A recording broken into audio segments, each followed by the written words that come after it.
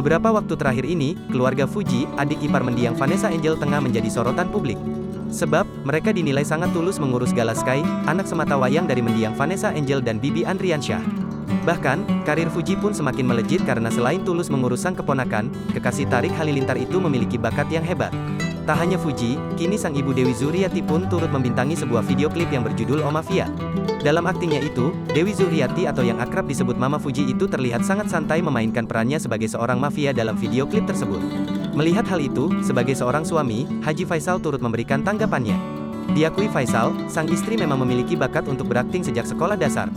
Sebab, Mama Fuji itu kerap mengikuti pentas sandiwara saat berada di kampung halaman. Saya bilang rupanya ada bakat terpendam dari mamanya, Dewi Zuriati, yaitu bakat yang dulu dikembangkan di waktu SD, istilahnya main sandiwara juga di kampung, ada pentaskan perpisahan di kampung dia selalu ikut pemainnya, ungkap Faisal. Jadi rupanya bakat-bakat itu sekarang bisa dikembangkan, apa salahnya kita mencoba sih, menjalani sisa